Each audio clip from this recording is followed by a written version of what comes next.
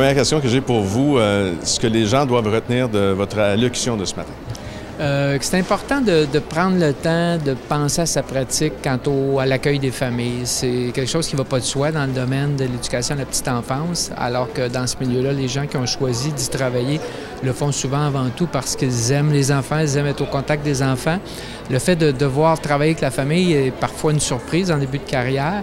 Il faut vraiment prendre le temps d'y réfléchir puis de repenser à ses pratiques pour, éviter de tomber dans le piège de se comparer avec les parents. C'est des rôles complètement différents que le rôle de parent, le rôle d'être éducatrice, éducateur à la petite enfance. Et cette comparaison-là peut pose des risques de jugement, risques d'incompréhension.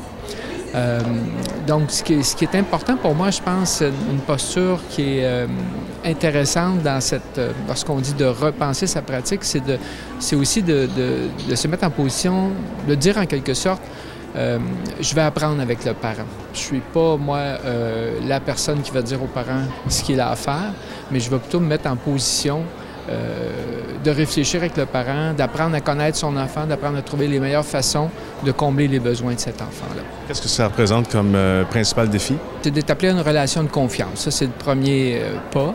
Il y a toute la question aussi de la communication qui doit être établie avec la famille, mais une communication, ça peut paraître un mot savant, mais bidirectionnel. C'est-à-dire que je prends le temps de dire les choses qui sont importantes, qui m'apparaissent importantes, mais je prends le temps aussi d'écouter le parent pour comprendre son point de vue puis m'ajuster en conséquence.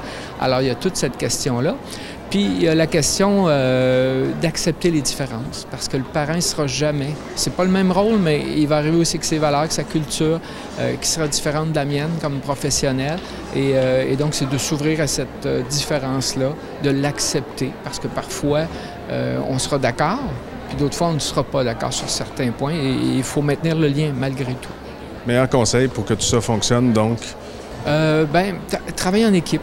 Travailler en équipe à l'intérieur même de l'établissement d'un CPE, s'entraider mutuellement de professionnels dans cette réflexion-là. Puis je dirais aussi se donner un cadre de référence, c'est-à-dire se trouver des balises communes à l'intérieur d'établissements sur comment intervenir, comment voir son rôle, comment intervenir avec les parents.